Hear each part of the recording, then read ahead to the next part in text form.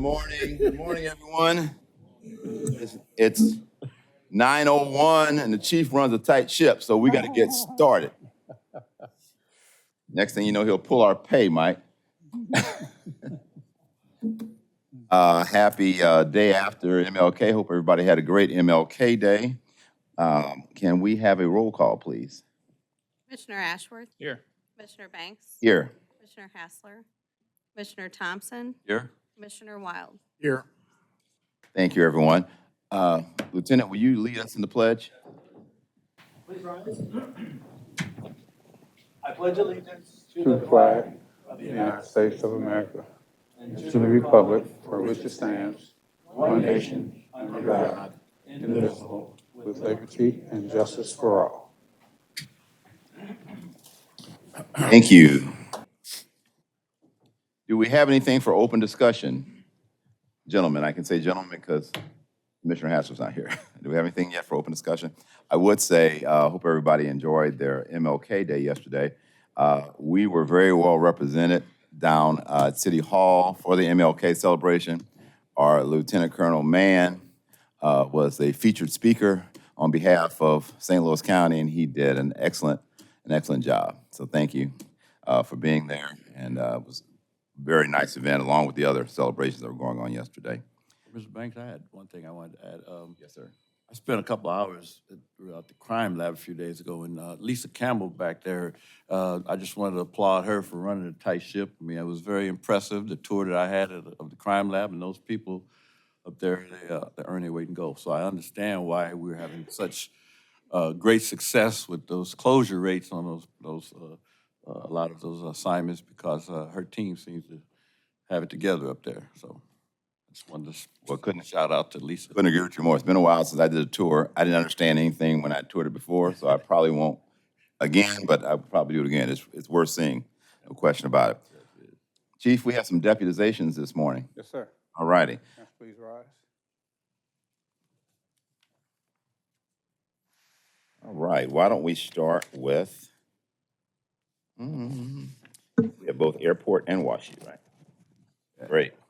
And thank you for putting this on large font, so I don't have to put my glasses on to read it. I appreciate that.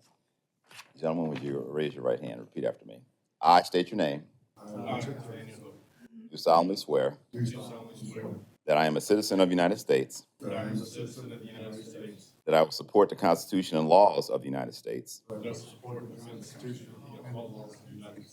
the state of Missouri, and the charter and ordinances of St. Louis County,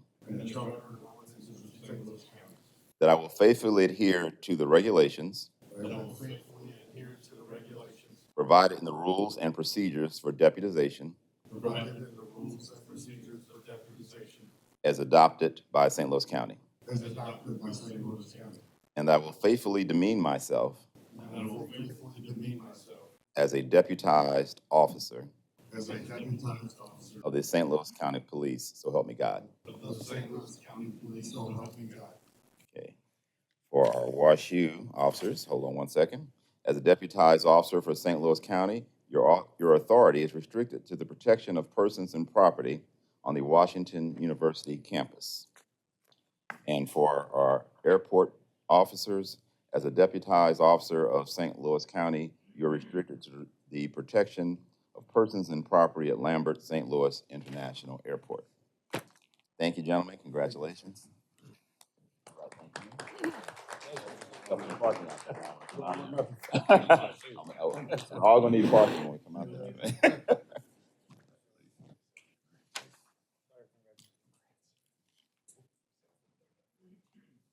Congrats. Congratulations. Take care, guys. Be careful. Okay. Deputy Chief, they all ran away from you. What happened? Why'd they all run away from you, Lieutenant Colonel? Nothing personal, right? Nothing personal. They sat next to you, then they left. Sir, it's all you have some citations to give out. First of all, I have a distinguished service citation for Mrs. Katie Fields. And Lieutenant Roach is going to do the presentation. Matter of fact, why don't you take a picture with the two?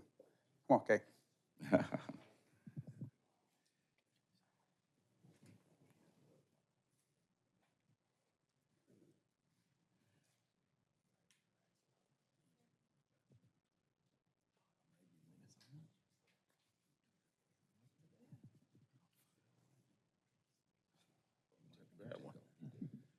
morning. Thank you, Chief. Thank you, board members.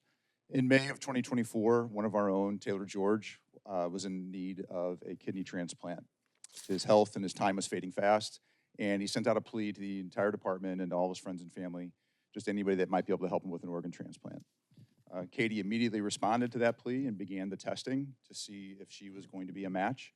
And it turns out with every test she took, she was more and more compatible and definitely a match for Taylor. So in November of 2024, Katie's care team and Taylor's care team got together and decided it was time. So just before Thanksgiving in 2024, Katie donated her kidney to Taylor George. Now, the procedure was a great success. Now, as all of you know, Katie and I are your wellness unit. And what Katie doesn't know is she significantly raised the standard in the wellness unit. So now I guess I'll be donating a retina or something in the near future. Donating a kidney is one of the most generous and most brave things a person can do. And I know Taylor and his family are extremely appreciative and thankful. But on behalf of the St. Louis County Police Department and your family, we thank you for actually saving somebody's life. So thank you.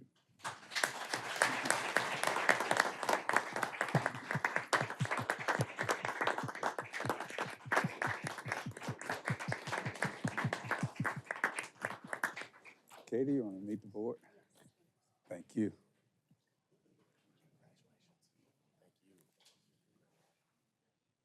Hold on.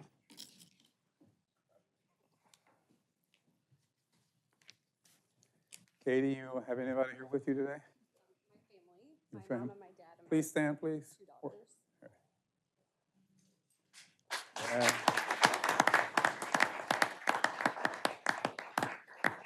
Thank you all for being here. As the lieutenant says, there could be nothing more noble than what she did for one of our own. So, Katie, thank you very much.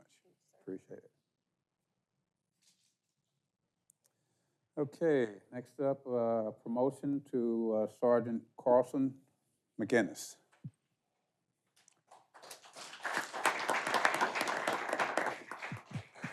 Carlson has spent how many years in drugs? 7.5. 7.5? Okay, good enough, so, good enough. Come on, guys. You guys take the picture with him.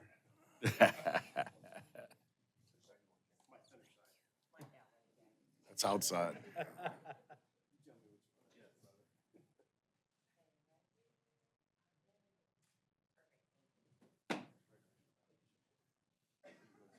No. Carlson, where you going? You know yet? First precinct.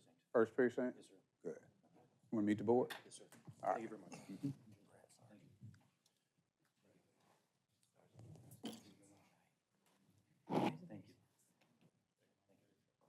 Carlson, who you got here with you? Anybody? No, they all live in warmer spots here. Smart. Okay. Next up, being promoted to sergeant is Matthew Geisman. Matthew's coming from Crimes Against Persons. Right. Congratulations, sir. Get your good side.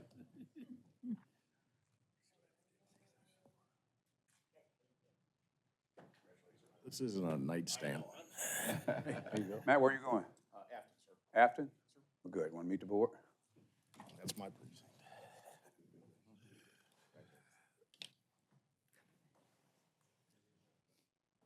Matt, you got anybody here with you?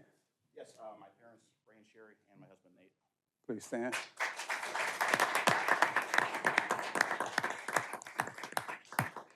Thank you all for being here. Great, appreciate it.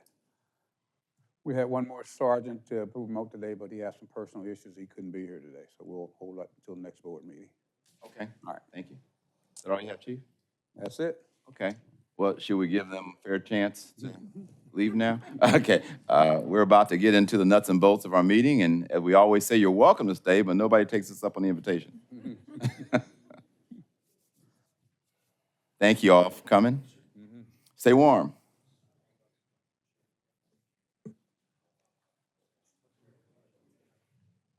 Emma.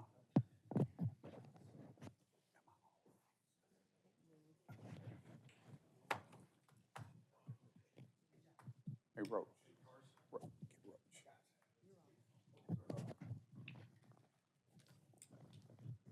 The guy sitting next to Katie, that's not the guy that Okay, we ready?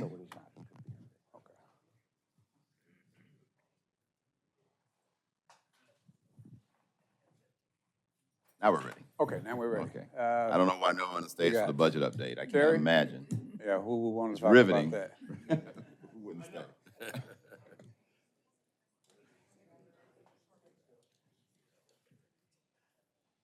All right. Morning. Okay, I'm going to start with 2025.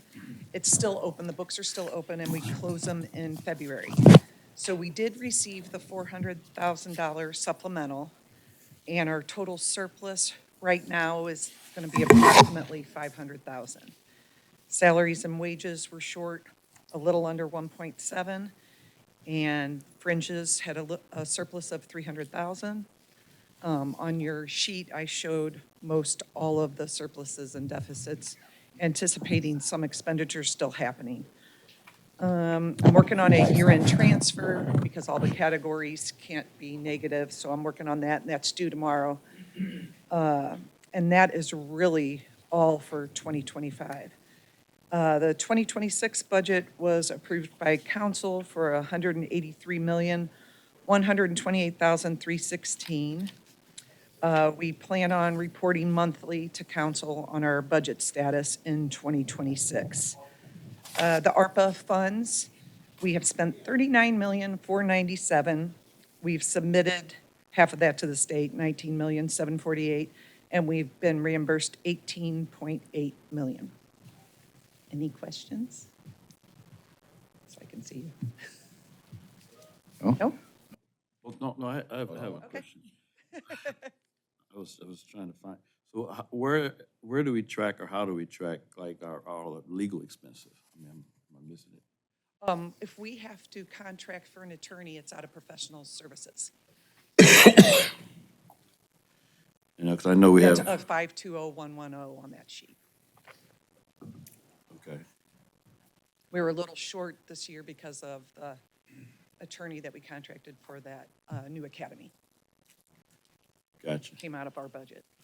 When we're in the middle of lawsuits, and we'll get more in this in private session, but do we track all the expenses of legal fees pertaining to paying out for lawsuits and things of that nature, or does that come out of the That county doesn't come out budget? of our budget. Yeah, Okay. that comes out of County. county budget. Okay, we don't get zinged for that any kind of way, do we? Well, the only one we get zinged on probably is a workman's comp. But other than that, no. Gotcha. Yeah, our insurance rates, I guess I should say that, because we're self-insured, so there's the 525110 is insurance. But the county government tells us all of that to budget. So I don't see any, it'll just come out as a lump sum, and I won't see any detail or anything on it. Now, for workman's comp, we did get charged an additional $255,000 at the end of this year, that in addition to what they told us to budget, but Don't worry, don't panic. I'm just trying to keep my argument together to the council to keep that budget intact. oh, okay, good. All right. I like it. All right, that's Any it. other questions? No? All right, thank you. Thank you. Thanks, Terry. Captain? Morning. Morning.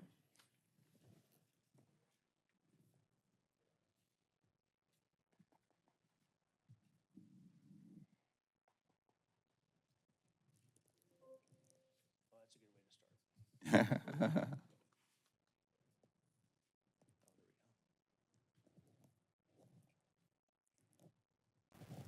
All right, I'll be giving a overview of December stats along with 2025 year-to-date. I got quite a few notes, so bear with me as I go through this to make sure that I'm giving you an accurate depiction of what took place last year. So for notable events, this is our BPS slide. Citizen complaints, we had 0 in the month of December. So year-to-date, we're negative 7.7%. Ally had some conversations with BPS initially throughout 2025. There were numbers that we counted as citizen complaints. We'll look into those more specifically in more detail. It never rose to the level of a formal investigation taking place, so they're incorrectly categorized as a citizen complaint, where they should have been handled more, or been our informal category. So that 12 is a more accurate representation of citizen complaints that actually triggered an investigation. So we're actually down by just one compared to 2024. Is that what caused the switch? Because we were well ahead and we went from Yes. 0, which is a good thing, but it's also a recategorization of some of the previous ones? Yes, so if you look at previous months, previous presentations I provided, that 12 would have been higher, but it just came down a couple. So as those were actually scrutinized a little bit more, they never rose to the threshold of an investigation taking place. And we'll recategorize those that might be in 2024 and 2023, so we have a year-over-year comparison? Those are in line with how 2024, 2023, and 2025, that's all in line with complaints that triggered an investigation. So we're using the same criteria this year that we used in past, so sometime earlier this year, we changed that criteria? Correct. Okay, Yes. thank you. Yep. Informal complaints are also down by like 3.5%. So on a given year, we get about 300 of those that do not trigger an investigation, if that makes sense. Either they're outside BPS's jurisdiction or they're handled informally. By far, our internal investigation incidents take up the majority of BPS's time when it comes to looking into stuff. We received 11 in the month of December, so we're up by 35.2%. I'm going to break those down in a future slide here in a few minutes. Use of force incidents, we had 394, so we're down 16.7% compared to this time last year. We had 23 in the month of December. And the majority of those, about 67%, are still low-level physical restraint. Again, I'll be breaking that down here in a few slides. Department vehicle accidents, for the month of December, we had 19, so we have a slight decrease compared to this time last year. And then our vehicle pursuits, we had 5 in December, so we're down by 6.9% compared to this time last year. Fatality yields are also down fairly significantly by almost 30%. We had 77 in the month of December, and then consistently month to month, most of those are taking place in our 1st and 8th precinct. And we have several that were from our highway safety unit reported, but that's down almost 30%. That's the heat map for the entire year of 2025, and as you can see, that doesn't change a whole lot month to month. So most of our failure yields are taking place in those late evening, early morning hours. Most in the 1st and the 8th, and highway safety reported 234.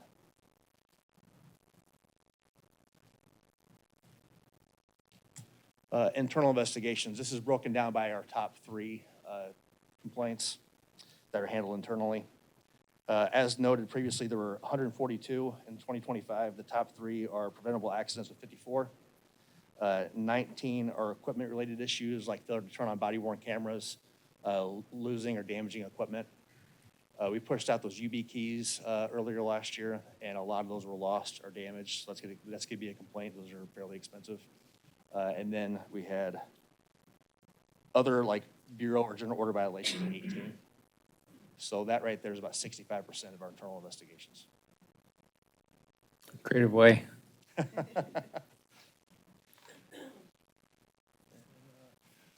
All right, so we look at uses of force 2 different ways. So by incident, but then also by uses of force. So this breaks down our use of force incidents a little bit more thoroughly. If you look to the left, in 2024, we had 996 physical restraint uses of force. Compared to 2025, we had 725. We can't put that on that chart because it would distort the graphic. But then looking towards the other categories, we had 4 uses of a firearm compared to 14 in 2024. Looking at the 14 in 2024, 8 of those were from one incident. So that kind of, we didn't have that many more incidents. We just had, one incident with 8 officers involved. Looking at taser, pepper spray, less lethal shotgun, a baton, canine, striking, other, the numbers are fairly comparable compared to this time last year. Any questions on that? All right, so highlight slide, we had 711 arrests in the month of December. Year to date in 2025, we had 8,829 arrests that were made. So that includes every division, every officer out there. That's the better part of almost 9,000. And then of those, in December, 24% were felony arrests made at the precinct level, and then almost 10% were juvenile arrests that were referred to family court. Guns seized, 54, and then almost 900 for the month, or for the entire year of 2025, 873. DWIs, 49 in December, and then 652 for the entire year, and then 57% were from our highway safety unit. Any questions on that before I move on? All right, crimes against persons. Overall, good trend to see crime remain down for almost the entire year. Homicides, I'll break that down here in a little bit for you, but we had 38 in 2025 compared to 39 in 2024. Every category is down with the exception of aggravated assaults with a knife or deadly instrument. That's a slight uptick. We had 2 more in 2025 compared to 117 in 2024. There's the infographic for our homicides. So we had 45 homicides investigated by crimes against persons for the year. 38 were within St. Louis County patrolled areas and 7 in municipal areas. 8 of those were considered justified. Victims ranged in age from 4 to 81 years of age, and then 87% were committed with a firearm. 56% were due to a personal feud or domestic-related issue, and then our homicide unit has a total clearance rate of, like you can see, 104%. That includes homicides that were cleared from the previous year.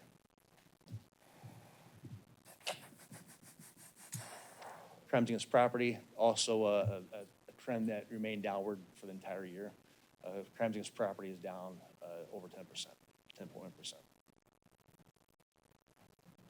That category with robbery, we have 8 compared to 5 in 2024, and then 54 strong arm robberies compared to 42. So slight upticks in those 2 categories, but everything else remained downwards. Crimes against society, also down in most categories. And like I've discussed in previous meetings, most of those are as a result of proactive police activity. So we're not necessarily getting calls for service in those categories. That's us locating and investigating those.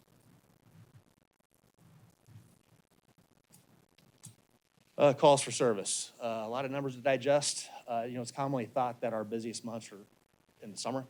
That's not necessarily the case. If you look at the months in bold, that is the highest call volume in that precinct by month. And then we had 3 precincts where October was the busiest month. That would be the 2nd, 3rd, and 5th. Why is that? I don't know. But overall, in 2025, we received 185,711 directed calls for service. Self-initiated, same thing. The months in bold are the months with the highest self-initiated calls. For 2025, patrol, which that's just our patrol, they handled 159,582 self-initiated calls. Any questions on those 2? It's Halloween, I guess, I don't know. Yeah. Winning lottery numbers in there somewhere, I just can't find them. And then our top calls, you could overlay this to past month. This is pretty consistent, what we see month to month. And then of note, the traffic stop, our annual TSR report for 2025 is still being worked on. The Bias-Free Policing Committee will be meeting probably tomorrow at the soonest, and I'll be giving an update on that in February. But as of right now, it doesn't look like there's any significant outliers of concern for December.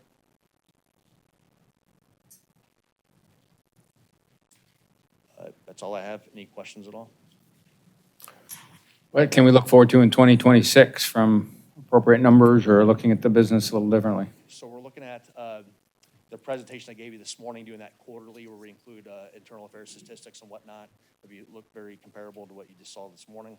The other months, it's been discussed with the executive command staff and the chief to probably have like a unit or bureau detective or officer come in and give like a person or detective behind the numbers, if you will, to kind of give some hindsight on what they're doing, what trends they might be seeing specifically in their unit. But there's other things being discussed and worked on, so February might look slightly different. Anything else? All right, thank you. Thanks, Captain. Appreciate it. Janet?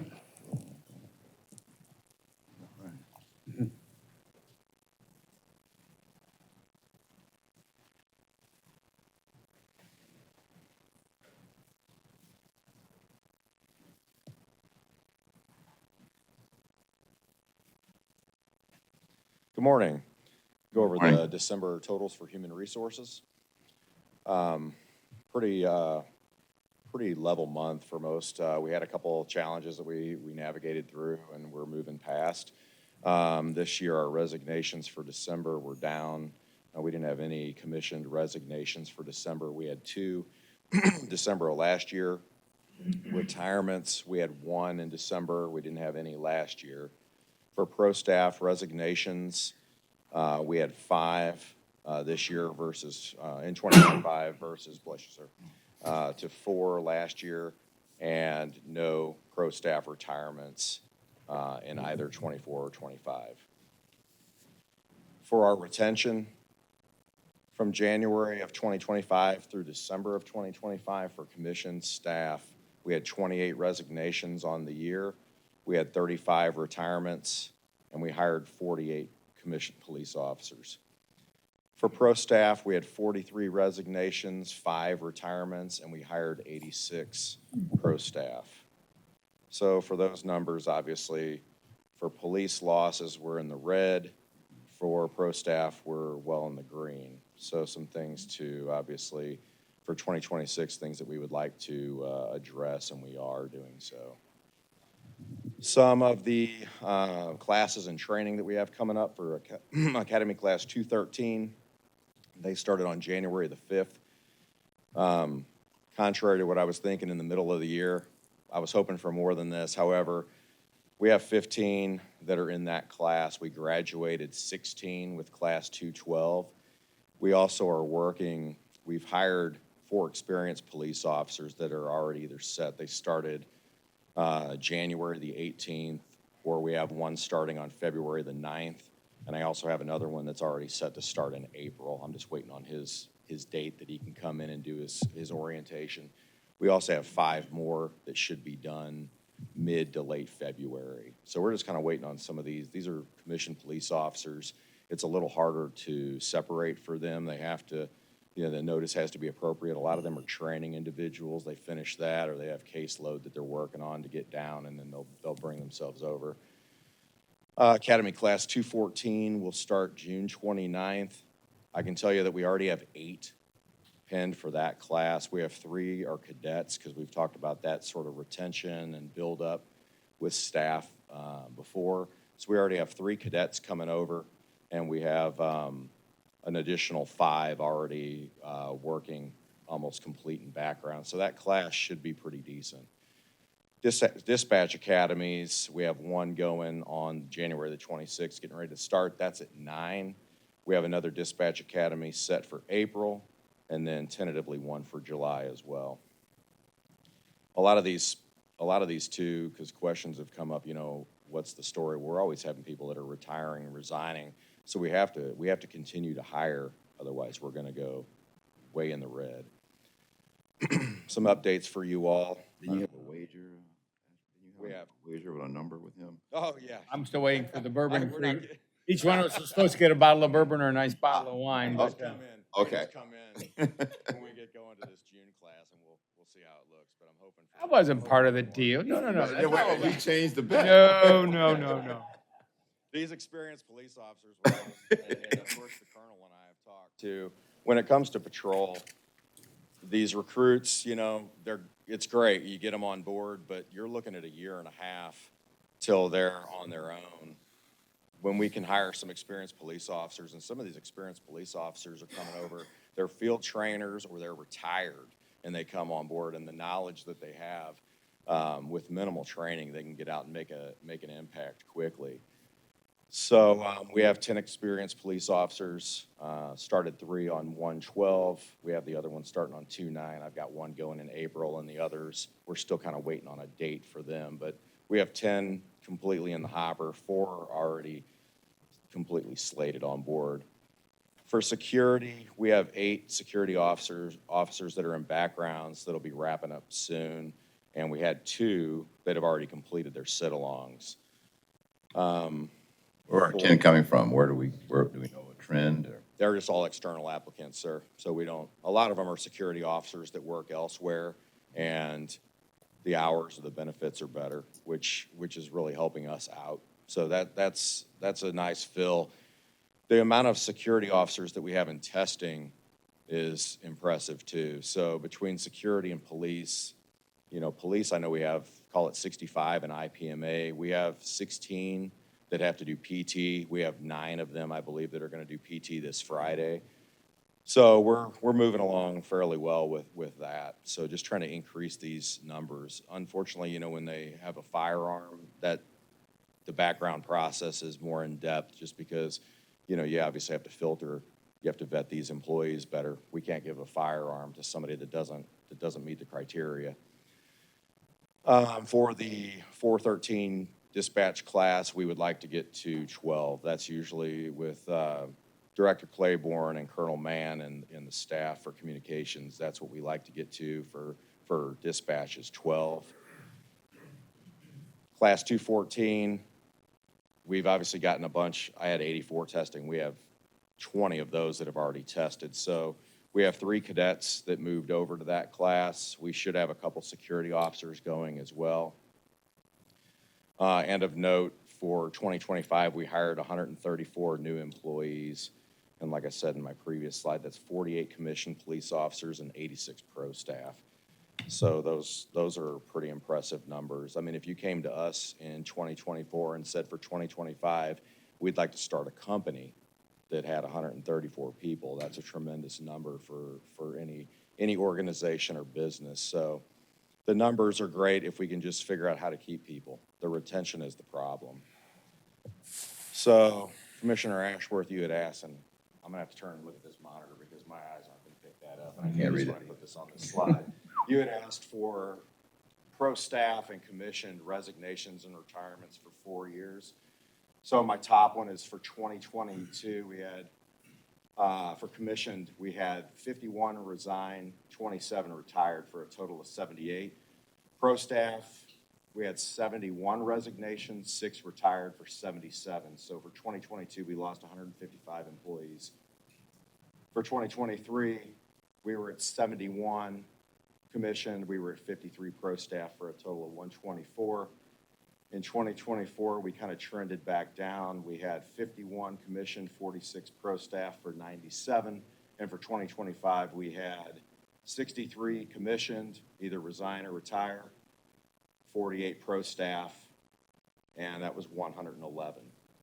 So obviously, we had 63 police officers leave. We hired 48, so that put us at a 15 officer deficit, which doesn't work. We had 48 pro staff. We hired 86, so that put us 38 in the green.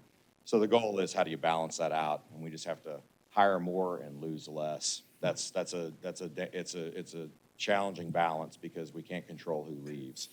So all we can do is focus on who we hire, which is what we're doing. So same old, same old. We're working. We're getting it done. So hopefully, as 26 goes on, we can present some good numbers. I think we're on the right path.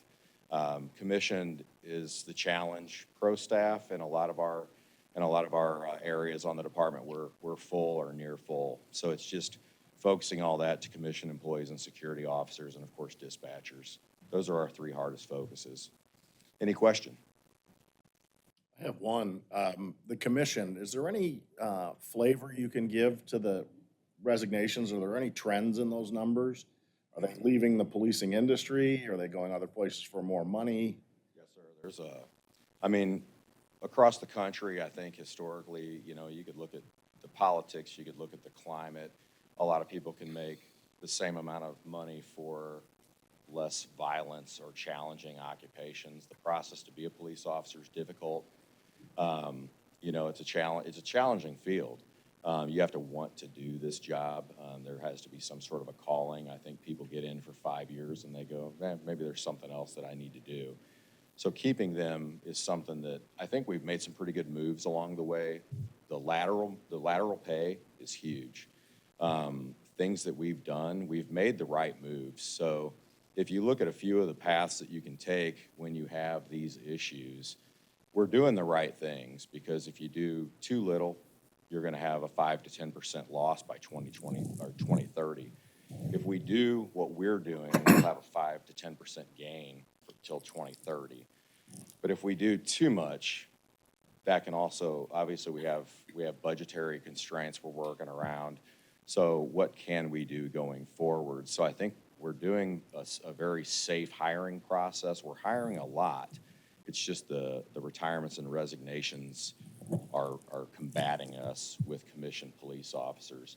The next year or two aren't great for retirements, so obviously we're trying to kick that in. It's just getting the people in the door and seeing it through. So we have a lot working right now. As far as the numbers, we have a lot of people in the hopper. So I'm hoping for a really promising year, and hopefully everybody in the room can go, yeah, okay, we're getting there. I will say this, on staffing reports that most of us in the room see, Director Wagner and I were talking about this morning, we've seen that thing for police officers. You're talking 142 vacancies, 135. Seems like we saw those numbers for quite a while. This is the first time in the longest time that vacancy list says 99. I saw one that said 96. So for people that aren't looking at the data, you know, you don't see that. I've seen that thing at 3 figures for a long time now, and we want to get that to 100. Let's get it to 99. So we've done that. It's just continuing to beat the math, you know. And pro staff, we were good, but the minus 15 for commission, we just need to keep doing what we're doing. It just takes a lot of hard work and working every day. You come in here to get it done. So the staff is working really hard to do it. So anything else?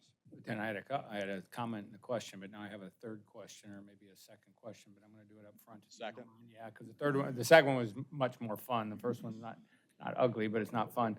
So explain those numbers again. So we continue to see more attrition than we do hiring, yet you said our openings are going down. That math doesn't make sense to me. So how does that work? Right. So commission, there's no denying when you look at, so through the years, obviously we lose some of those spots, which obviously for commission numbers, they might authorize us, you know, X, and we hire a certain amount. So through the years, those have kind of come down. You know, I don't even, to go back, I'd have to look at some of the numbers, but we used to be authorized, you know, say 200, for instance, and that's gone down with the budget issues.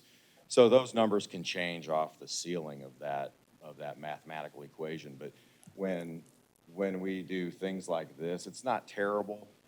We just need it a little bit more. So hopefully we can get that adjusted. But that's really all at the end of the day. How many people are we authorized? That's where the number at the top can change depending on what we're allowed to hire, whatever the budget allows. So those numbers have come down over the years. I state that back to you.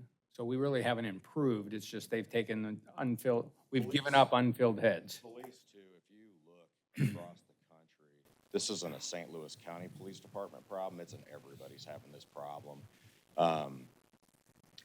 A lot of the departments that have a lateral pay matrix, they win.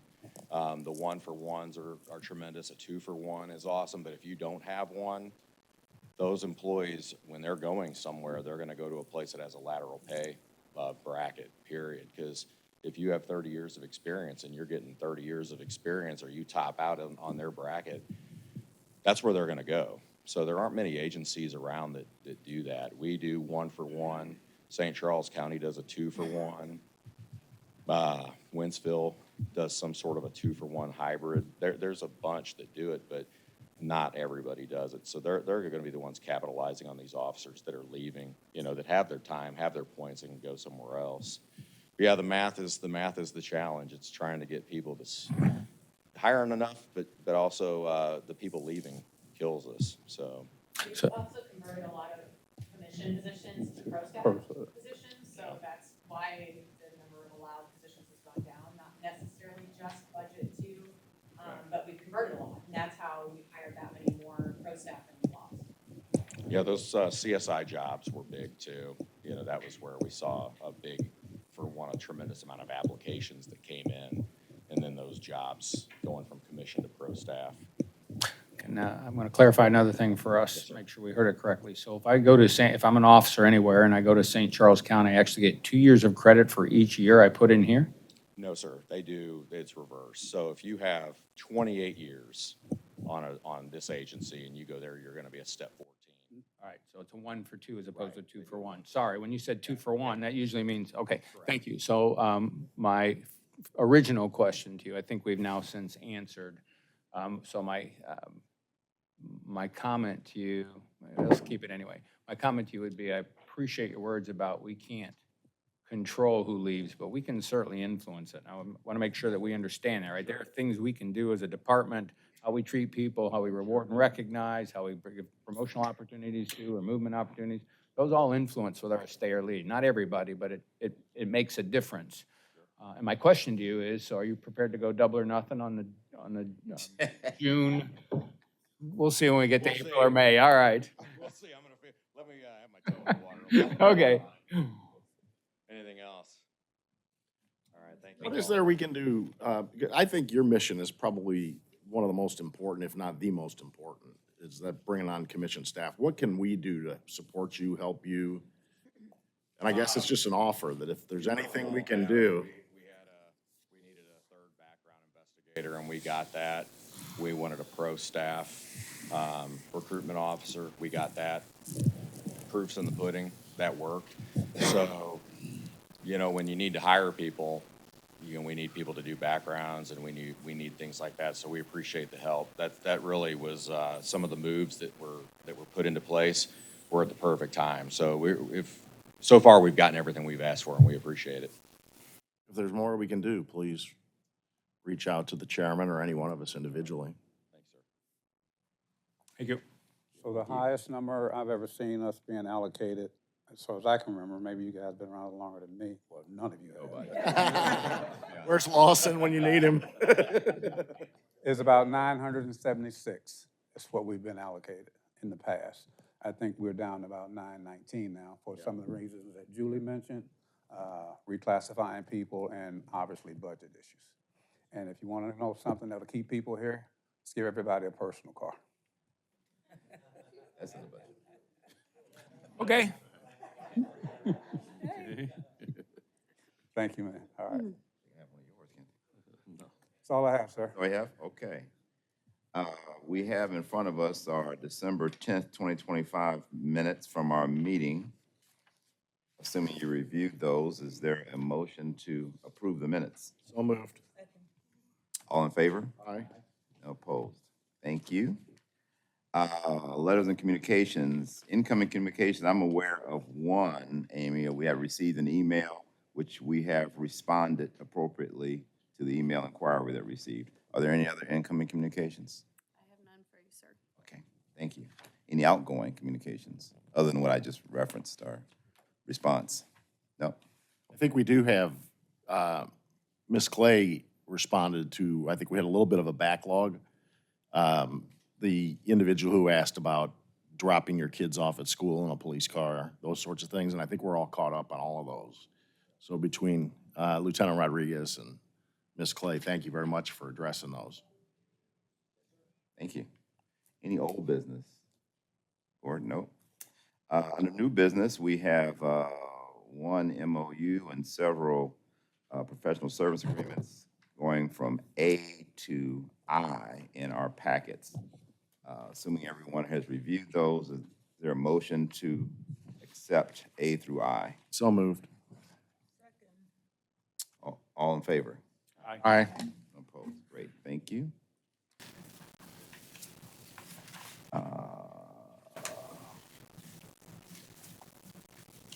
Okay, we have a recommendation on general order.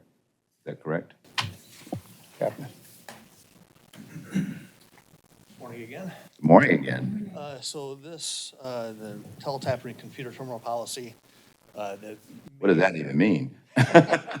I'll tell you that the major change is to incorporate a special order that was pushed out in August of '23 that aligns us with an Eighth Circuit decision on the use of wanteds. So the policy basically mimics what was in that special order, gives our officers guidance and procedure on the use of wanteds, and then how to handle individuals they may encounter in the field that has a wanted, either by our agency or by others. So the Eighth Circuit decision is pretty in-depth, but it outlined how the Eighth Circuit views the use of wanteds, the constitutionality behind those, and this policy makes sure that we're within those guidelines. That's the major change. Any questions about the general order? First of all, thank you for summarizing what the biggest change is. It's pretty obvious, but thank you for doing that. Second, just a quick question is, it talks about computer terminal policy. Do we also have a policy for personal use of the computer, right? I'm not going to hit certain websites. I'm not going to send, is there a secondary one to this that gets into our behaviors not related to the police department? So we have a social media and networking policy that has a lot of that stuff in there, as far as like not getting on the Facebook and stuff like that, using the department computer, our social media usage and whatnot, but specifically how it addresses that, I don't know. Not hitting a gambling website, not hitting a website that is, If it gets that specific, but it would cover those things, whether it gets that specific, that I'm not hitting pornographic websites while I'm doing whatever on a, what, I believe that is addressed in our social media networking policy. I can look into that and I'll get back with you. that'd be great. Thank you. Commissioner, I think Sergeant Graff might have something on that. So we have one that governs my personal use of it? Perfect. Thank you. Yep. Thanks, sir. Any other questions on that policy? No. Thank you. I give you a shout out. I sent you a little note, but keeping all of this stuff together and running, I think, is probably often overlooked, but I certainly personally appreciate your attention to detail and making sure that all this stuff gets done, gets right, and it really does help us as an agency. I appreciate that. However, I'd say that the staff that worked on these policies, that one in particular, have been worked on for a couple of years, and I would say, I think it was Marissa worked on that policy, did a great job of coordination and making sure that what we're pushing out is legally sound, and that's the most important thing that's going to pass the litmus test for challenge on it, so. Please pass our appreciation on to your staff, please. Is there a motion that we approve General Order 26-026? Move. Second, anybody second? Second. All in favor? Aye. Opposed? Thank you. Amy, do we have anything for the public forum? I do not believe so. The Board of Police Commissioners may vote to go into closed session for legal advice and review of claims and lawsuits involving the police department, Section 610.0211 RSMO and Section 114.020.11 SLCRO, and for the preparation, including discussions or work product on behalf of public government body or its representatives for negotiation with employee groups, Section 610.0219 RSMO and Section 114.020.19 SLCRO. Is there a motion to go into closed session? Move that the board go into closed session. All in favor? We need a roll call. Commissioner Ashworth? Yes. Commissioner Banks? Yes. Commissioner Hassler? Yes. Commissioner Thompson? Yes. Commissioner Wild? Yes. We are in closed session.